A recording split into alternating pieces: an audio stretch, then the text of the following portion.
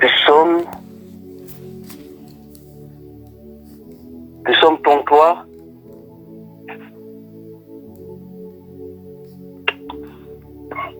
Nous sommes ton toit, verset 8 à 12. Nous sommes ton toit, verset 8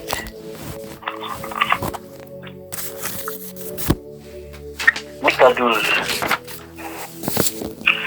La Bible dit ceci.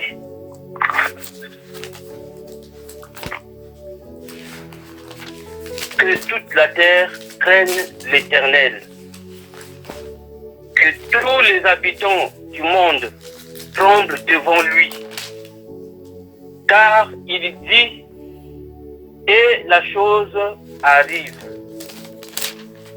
Il ordonne, et elle existe. L'Éternel renverse des desseins des nations. Il anéantit les projets des peuples. Les desseins de l'Éternel subsistent à toujours, et les projets de son cœur de génération en génération. Heureuse la nation dont l'Éternel est Dieu. Heureuse la nation dont l'Éternel est Dieu. Dans le verset 9, il dit, car il dit, et la chose arrive. Il ordonne, et elle existe. Bien-aimés, la Bible dit que notre Dieu, quand il dit quelque chose, la chose arrive. Quand il ordonne, la chose, elle existe.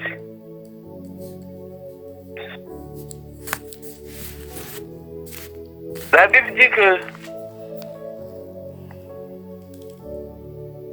nous sommes les héritiers. Nous sommes ses enfants. Le pouvoir que Dieu a, ce pouvoir qu'il nous a donné. Le pouvoir de déclaration. Le pouvoir de parler.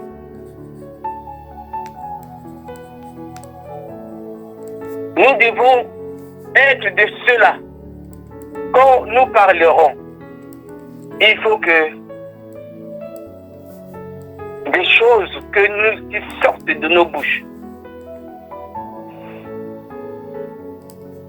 soient visibles. Lorsque nous ordonnons, il faut que les choses soient palpables. Nous sommes des esprits dans un corps. Tu es un esprit dans un corps. Tu n'es pas né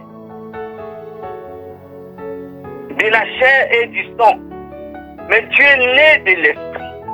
Comme notre Seigneur est né de l'esprit. Marie avait conçu par le Saint-Esprit. Donc, nous devons atteindre cette dimension. Un enfant de Dieu doit arriver à cette dimension. Quand il dit, quand un mot sort de sa bouche, ça doit se réaliser. Ça doit s'accomplir.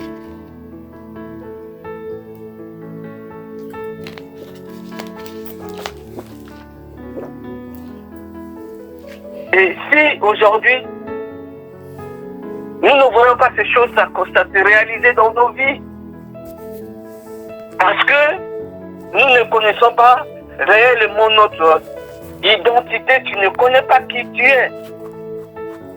Tu ne connais pas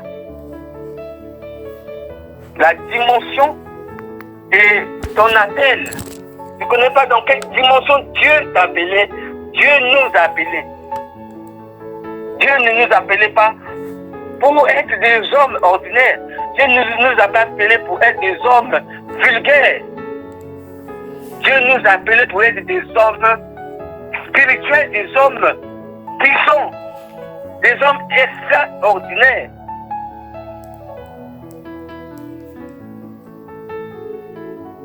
Et nous lisons dans le livre d'Ésaïe, Ésaïe, chapitre 6, Ésaïe chapitre 6, je vais lire verset 1 jusqu'au verset 7. L'année de la mort du roi Osias, j'ai vu le Seigneur assis sur un trône très élevé, et les pans de sa robe remplissaient le temple. Des séraphins se tenaient au-dessus de lui. Ils avaient chacun 6 ailes, 2 dont ils se couvraient la face, 2 dont ils se couvraient ses pieds, et 2 dont ils se servaient pour voler. Ils criaient l'un à l'autre et disaient: Saint, Saint est l'Éternel des armées. Toute la terre est pleine de sa gloire. Les portes furent ébranlées dans leur fondement par la voix qui retentissait, et la maison se remplit de fumée. Alors j'ai dit: malheur à moi, je suis perdu, car je suis un homme dont les lèvres sont impures. J'habite au milieu de peuples dont les lèvres sont impures, et mes yeux ont vu le roi éternel des armées. Mais l'un des séraphins vola vers moi, tenant à la main une pierre ardente qu'il avait prise sur l'autel avec des pincettes. Il en toucha ma bouche et il dit: ceci a touché tes lèvres. Ton iniquité est enlevée et ton péché est expié. Ceci a touché tes lèvres, ton iniquité est enlevée et ton péché est expié.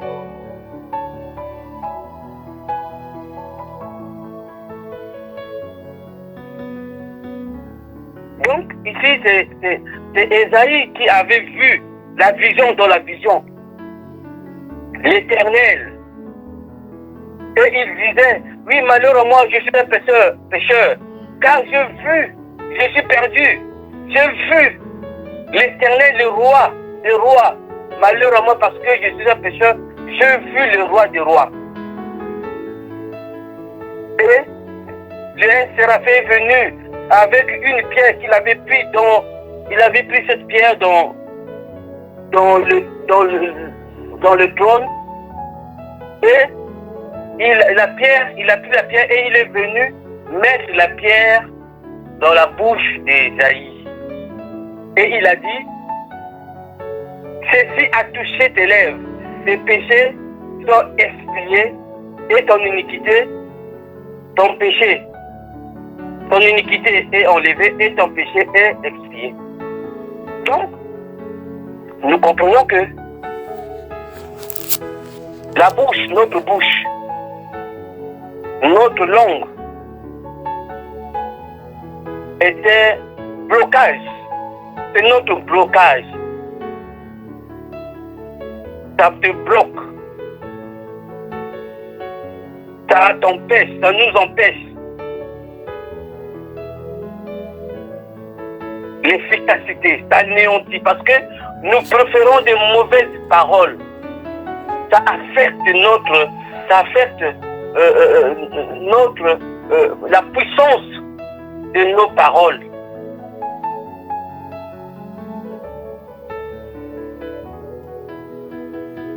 Quand un enfant de Dieu se permet de dire de n'importe quoi, quand un enfant de Dieu prononce des paroles diaboliques, des paroles déplacées, ça lui rend impur. Ça détruit la puissance de la parole. La parole a une puissance. La parole a une puissance. Voilà pourquoi l'ange avait purifié. Il était venu purifier les lèvres d'Ésaïe pour qu'il soit véritablement un vrai prophète. C'était la vocation d'Ésaïe. La première des choses, c'était de purifier ses lèvres pour que quand il commencera à prophétiser, qu'au travers de sa parole, les choses puissent se manifester. Donc il fallait qu'il soit pur, que ses lèvres deviennent pures, pour que la réalité de la parole de Dieu soit visible.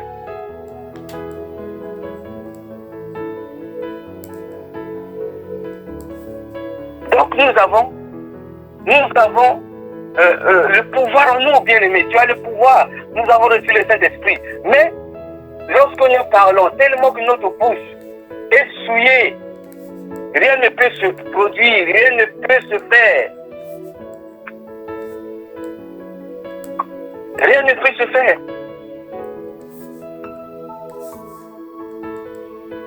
Donc, nous devons faire attention.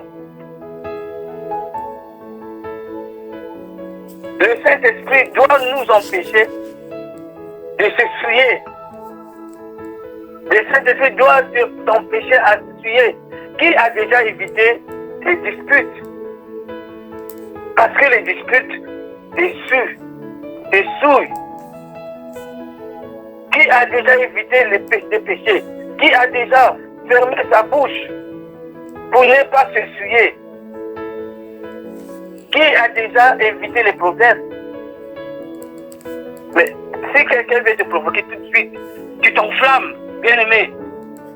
C'est pas spirituel, c'est pas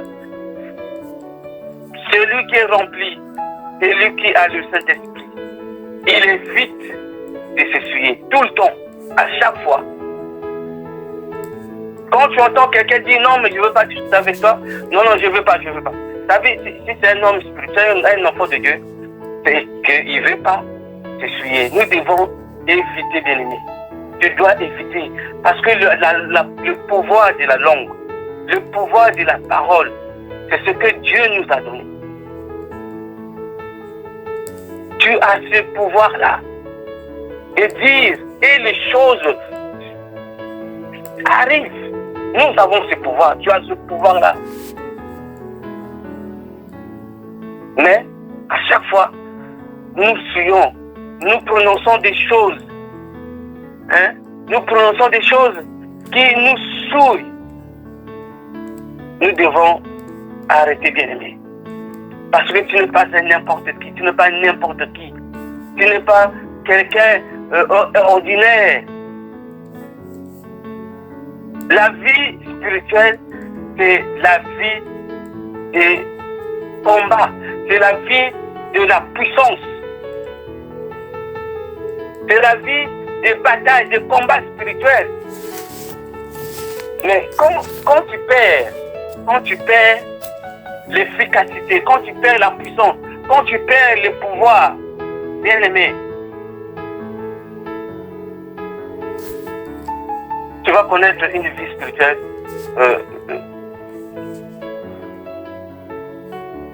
comment dire, tumultueuse.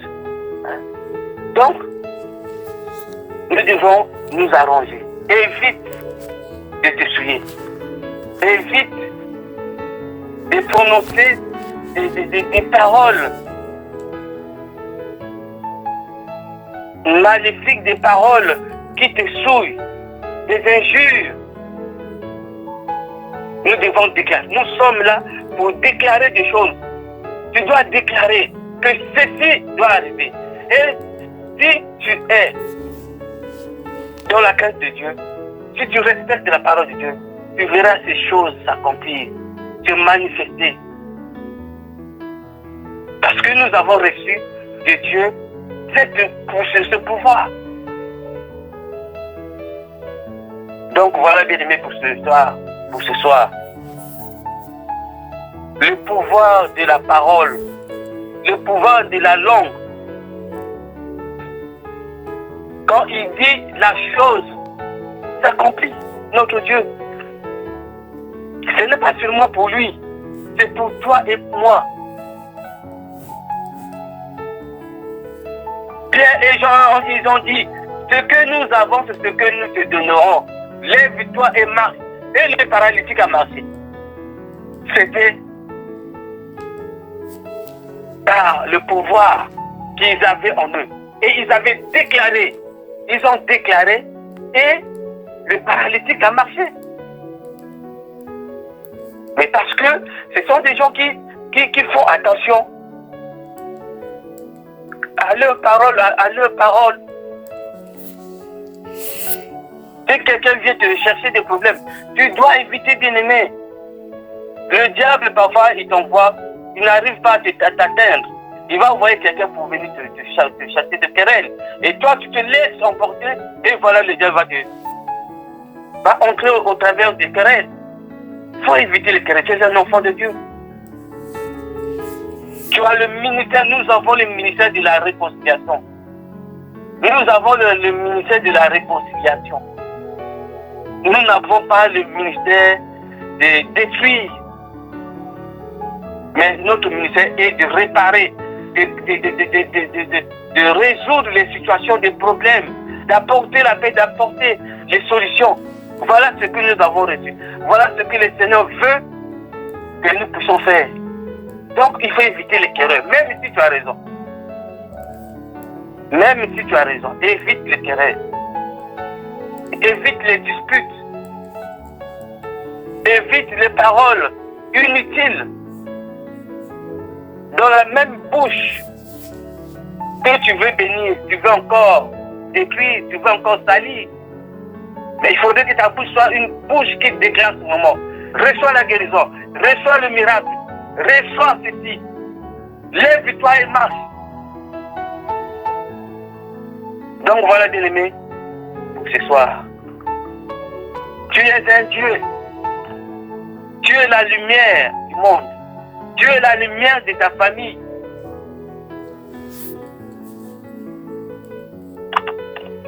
Voilà pour ce soir.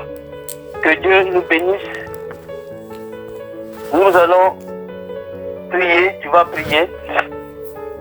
Là où tu es, tu vas élever ta voix. Dieu ne t'a pas appelé pour des petites choses. Dieu ne t'a pas appelé pour être la queue, mais Dieu t'a appelé pour être la tête. Le royaume des cieux ne consiste pas seulement en paroles, mais en puissance. Tu vas prier. Chacun de nous va prier. Tu vas prier, bien-aimé, là où tu es. Alléluia. Élevons nos voix de prière. Seigneur, nous te bénissons. Nous t'élevons. Nous t'exaltons, Seigneur.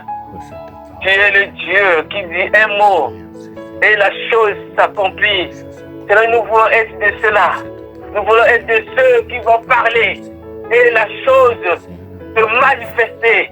Comme c'est notre serviteur Pierre et Jean. Ils parlaient et les choses se réalisaient. C'est que tu n'as point changé. Tu restes toujours le même. Aujourd'hui, Seigneur, nous te prions. Oh, pour ma soeur, je te prie pour ma soeur. Je te prie pour mon frère. Que les choses se réalisent. Que les choses s'accomplissent. Parce que, Seigneur Jésus de Nazareth, tu es vivant. Tu es le roi des rois. Tu es le Seigneur des seigneurs. Merci pour ce soir. Louange à toi, Seigneur Jésus de Nazareth. Merci, Seigneur, parce que tu nous as bénis. Tu nous as bénis ce soir. Tu as purifié nos lèvres. Tu as béni, Seigneur Jésus, nos lèvres. Oh Jésus, tu as béni nos bouches. Et Jésus-Christ de Nazareth, nous voulons, à partir de ce soir, commencer à déclarer et voir les choses s'accomplir parce que tu nous as légué ce pouvoir, tu nous as donné ce pouvoir. Tu es vivant, tu n'es pas un Dieu mort, mais tu es un Dieu vivant.